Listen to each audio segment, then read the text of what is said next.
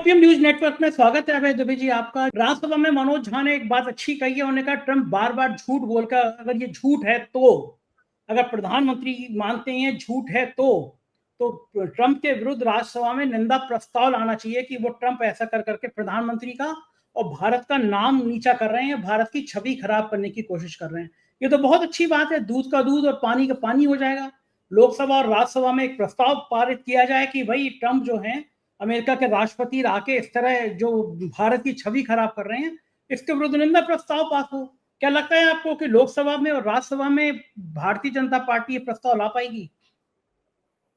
देखिए, भारतीय जनता पार्टी प्रस्ताव लाए या ना लाए, लेकिन जो ये बात कही गई है कि राज्यसभा में प्रस्ताव रखा जाए, इस बात को बाकायदा आधिकारिक रूप से मनोज जी द्वारा राज्यसभा में रखा जाना चाहिए और इसी के साथ में किसी भी विपक्षी दल के किसी प्रमुख सांसद को यह प्रस्ताव लोकसभा में भी रखना चाहिए। मैं इससे भी आगे बढ़कर 4 PM के माध्यम से ये कहना चाहता हूं कि कांग्रेस को आधिकारिक रूप से यह प्रस्ताव अपनी पार्टी के भीतर पारित करना चाहिए।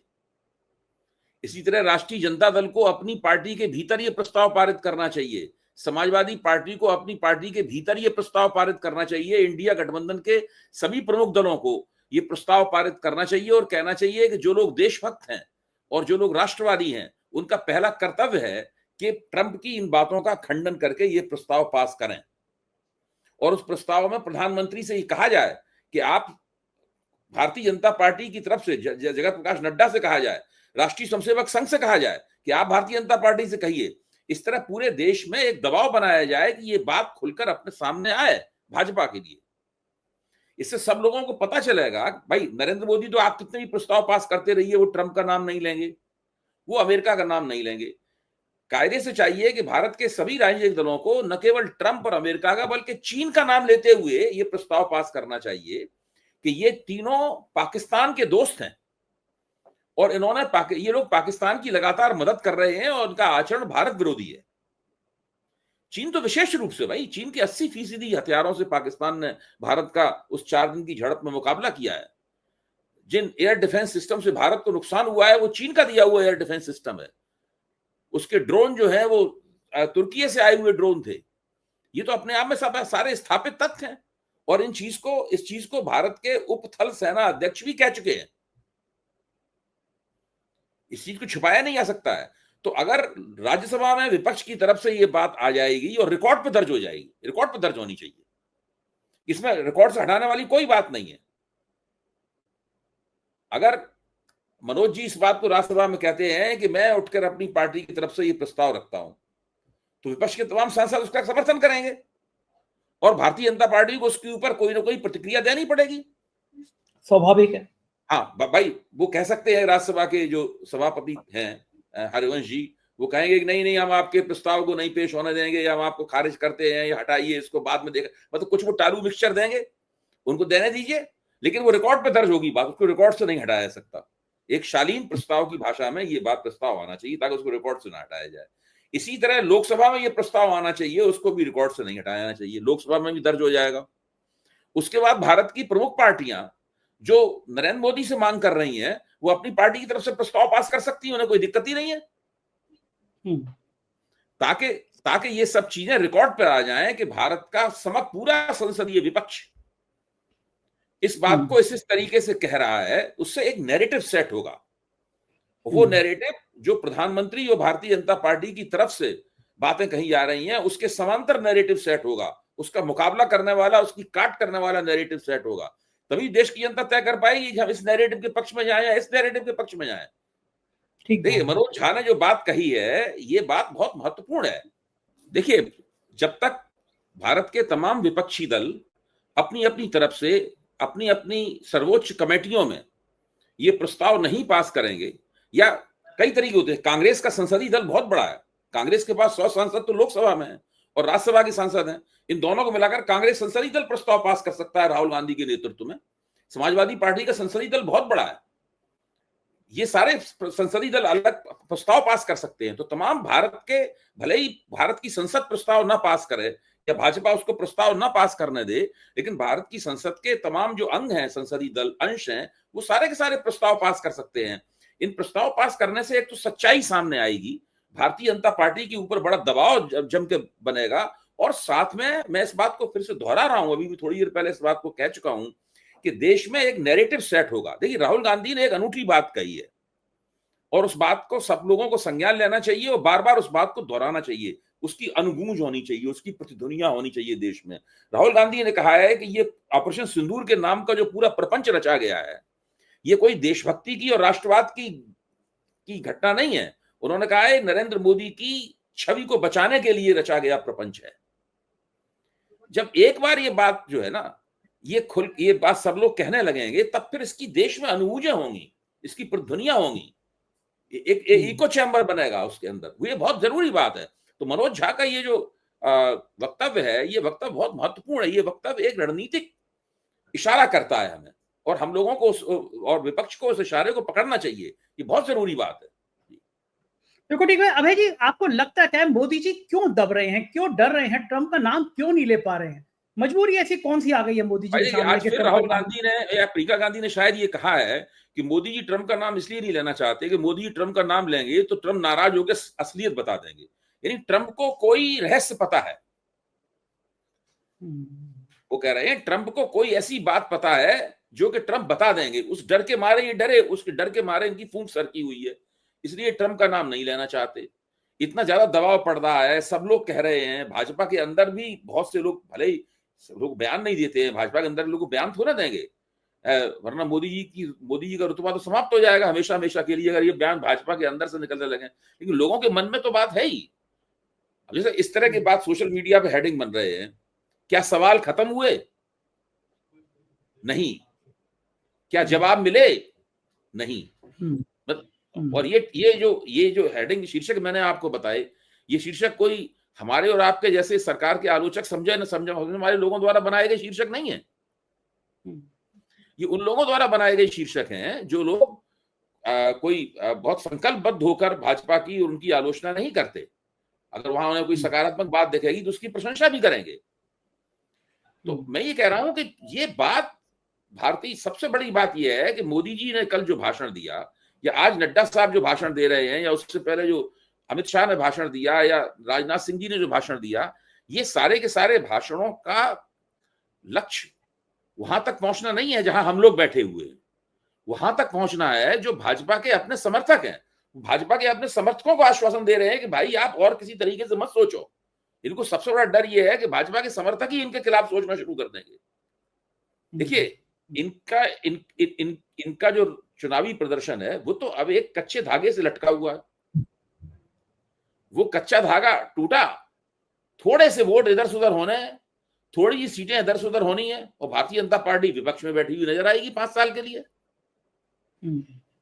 कोई भाजपा को आपको सैकड़ों सीटें थोड़ा कम करनी है। भाजपा की 50 सीटें और कम कर दी, खेल खत्म, पैसा हजम, भारत माता की है। हाँ, लेकिन होगी कैसे? वो कैसी हो जाएगी बताइए? अरे वो कैसे होगी? पहले सीटें कैसे कम हुई थी भाई? पहले सीटें कैसे कम हुई थी? हम सब लोग, मैंने और आपने दोनों ने मिलकर एक स्वर में कहा था कि भाई इनकी 250 के आसपास सीटें आएंगी। 350 400 की बात हो रही है, 240 आई। अभी देखिए क्या होता है। जबकि उससे ठीक पहले इन्होंने 3 राज्यों में जबरदस्त चुनाव जीता था।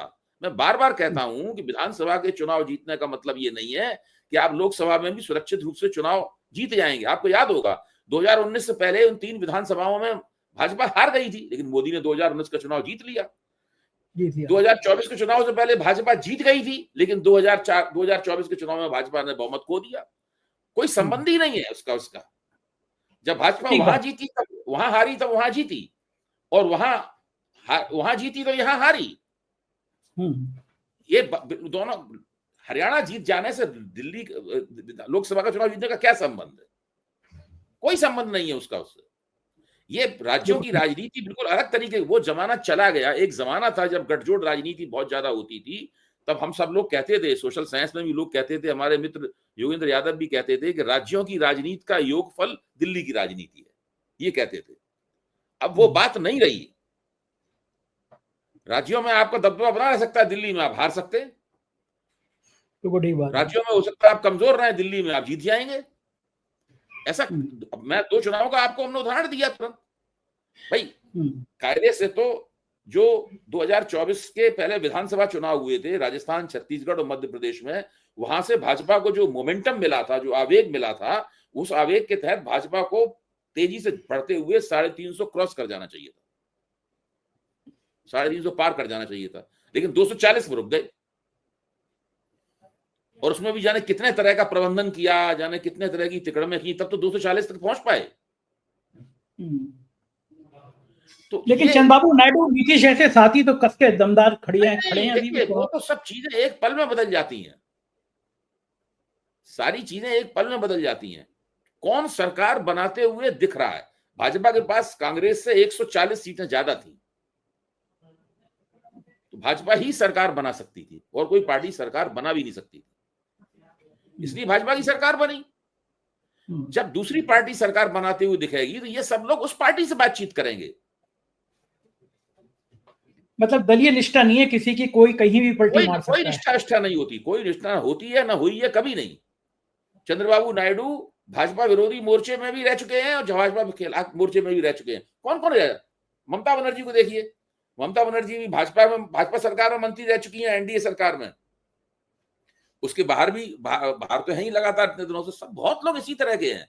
एक दो पार्टियों को छोड़कर, लालू यादव की पार्टी, कांग्रेस और समाजवादी पार्टी और कम्युनिस्ट पार्टियों को छोड़ के ऐसा कोई दल नहीं है जो भाजपा में कभी न कभी जुड़ा ना रहा हो।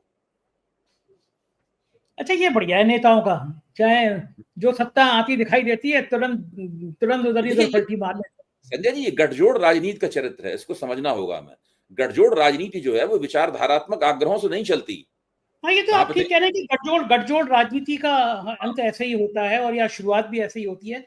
लेकिन ये लोगों को ये नहीं लगता कि जनता क्या सोचेगी होती होगी कि हमने किस विचारधारा को वोट दिया और हम किधर चले जा रहे हैं। असल जिस चीज को आप जनता कहते हैं ना, वो असल में आप मानते हैं या आमतौर पर हम जनता कहते हैं तो हमारे मन में ये भावना पैदा होती है कि इस देश के सभी लोग मिलकर जनता बनाते हैं। जनता की कई परतें होती हैं, कई हिस्से होते हैं जनता के। इसमें एक होता है राजनीतिक रूप से दीक्षित लोगों का, राजनीतिक रूप से समझदार लोगों का एक छोटा सा तबका, जो लोग समझते बूझते हैं, चिंता करते हैं, या उन्हें लगता है कि ये काम उचित नहीं हो रहा है, राजनीतिक नैतिकता का सवाल उठाते हैं, वो इस हिस्से के भीतर उठता है। ज्यादातर वोटर जो हैं वो इस हिस्से में होने वाली चर्चाओं से अपने आप को दूर रखते हैं, या उसका बहुत ही जो सरल किस्म का फार्मूला होता है उसको केवल ग्रहण करते हैं, वो उसकी जटिलताओं में नहीं जाते। जैसे कि उनको विश्वास क्या है? उनको विश्वास एनडीए में जो छोटे छोटे दल हैं उनके उनमें उनसे ज्यादा रुचि नहीं है आम लोगों को। उनको है कि एनडीए का नेतृत्व किसके हाथ में है? एनडीए का नेतृत्व भारतीय जनता पार्टी और नरेंद्र मोदी के हाथ में है। इससे पहले जो यूपीए था, अभी जो इंडिया गठबंधन है, उसके छोटे छोटे और दलों के बारे में उत्तर प्रदेश की जनता को उससे क्या मतलब है कि तेलुगु देशम क्या कर रही है? उत्तर प्रदेश जनता को उससे क्या मतलब है कि डीएमके और एडीएमके क्या कर रही है वहां पे? इससे कोई मतलब नहीं है उसको। इसी तरह जो आंध्र प्रदेश की जनता है उससे कोई मतलब नहीं है कि यूपी में क्या हो रहा है। तो वो देते हैं जो मुख्य नेतृत्व है, उस मुख्य नेतृत्व पर ध्यान देते हैं। इसीलिए मैं कहता हूं हमेशा कि भाजपा के मुकाबले कांग्रेस है और नरेंद्र मोदी के मुकाबले राहुल गांधी है। भाजपा भी इस बात को समझती है, मोदी भी इस बात को समझते हैं। देखिए इस पूरे भाषण में इसीलिए बार बार कांग्रेस के ऊपर ही अटैक करते हैं, राहुल गांधी के ऊपर ही हमला करते हैं। राहुल गांधी भी अपने हमले का निशाना मोदी को ही बनाते हैं। बीच में और तमाम दल वल नहीं आते, कोई दल इधर उधर बदलते रहते हैं, कोई दल कहीं दल आता ही नहीं है इस चक्कर में। यहां तक कि राहुल की जो लाइन है बाकी दल भी उसी लाइन का पालन करते हैं। इसी तरीके से एनडीए में दूसरे दल हैं, मोदी की जो लाइन है उसी लाइन का पालन करते हैं। तो पक्ष विपक्ष में यहां पर कांग्रेस और राहुल लाइन दे रहे हैं, यहां पर भाजपा और मोदी लाइन दे रहे हैं। इसी हिसाब से राजनीति चल रही है। बिल्कुल ठीक कह रहे हैं। इधर जब ऑपरेशन सिंदूर की और पहलगाम की चर्चा हुई, आतंकियों के मारे जाने की चर्चा हुई, तो कहीं ना कहीं बड़े सवाल हुए। अखिलेश यादव ने तो ये सवाल भी उठाया कि हम ऑपरेशन महादेव का समर्थन कर रहे हैं, लेकिन आतंकी उसी दिन कैसे मरे जिस दिन ऑपरेशन सिंदूर पर चर्चा हो रही थी। इस बीच पहलगाम में जो आतंकियों ने हमारे शहीद लोगों, बेकसूर लोगों को मार दिया था, उसमें शहीद शुभम की पत्नी ने कहा कि मुझे मोदी जी से ये उम्मीद नहीं थी कि वो पहलगाम में हम लोगों के, हमारे परिवारों का जिक्र नहीं करेंगे। शुभम की पत्नी ने राहुल गांधी और प्रियंका गांधी का शुक्रिया कहा कि उन्होंने जिक्र किया, उन्होंने दर्द देखा, लेकिन उन्होंने कहा प्रधानमंत्री मोदी को याद भी नहीं आई हमारे, जबकि प्रधानमंत्री जी गए भी थे कानपुर। लेकिन आज उनको लगता है कि संसद में जब बात हो रही थी तो पूरी घटना को शायद तोड़ मरोड़ दिया, इसीलिए उस शहीद की पत्नी का ये बयान सामने आया है। देखिए, राहुल गांधी ने भी इस मुद्दे को उठाया था। राहुल गांधी ने कहा था कि जब हम ऑपरेशन सिंदूर में बहस कर रहे थे तो दरअसल ऑपरेशन सिंदूर में जो लोग मारे गए, ये बहस उन लोगों के बारे में है, उन लोगों का संदर्भ है, उन लोगों की जो शहादत हुई, उन लोगों की जो हत्या हुई, उसकी रोशनी में इस बहस को किया जाना चाहिए। लेकिन भारतीय जनता पार्टी ने उनका कोई नाम नहीं लिया। भारतीय जनता पार्टी ने उनके प्रति कोई उनका नाम लेने में, उन्हें याद करने में कोई दिलचस्पी नहीं दिखाई। और वही कारण है, आप देखिए ना, भाजपा के एक नेता थे हरियाणा के, राज्यसभा के एमपी थे, तो उन्होंने क्या कहा था कि जो महिलाएं जो वो दरअसल उनके अंदर अहिल्याबाई होलकर जैसा पराक्रम नहीं था, वरना वो उनसे निवेदन क्यों करती। तो वो इस तरह की बातें ये लोग करते रहे हैं। कर्नल सोफिया कुरैशी के बारे में जो बदजबानी करने वाले कौन है, वो भारतीय जनता पार्टी के लोग हैं। दरअसल भारतीय जनता पार्टी ये मानती है कि इस प्रकार की बातें करने से वो चुनाव जीतते हारते नहीं है। चुनाव जीतने हारने के हथकंडे युक्तियां दूसरे किस्म की हैं, उनको अपनाकर वो चुनाव पर असर डालेंगे। यहां पर लोकसभा में तो उन्हें कांग्रेस के ऊपर हमला करना है, कांग्रेस को एक राष्ट्र विरोधी और राक्षसी पार्टी के तौर पर कांग्रेस को पेश करना है। इस काम में वो लगे रहते हैं। इससे उन्हें उन पर कोई फर्क नहीं पड़ता कि जो पहलगाम की बैसरण घाटी में जो मारी गई हैं उन महिलाओं का दुख दर्द क्या है।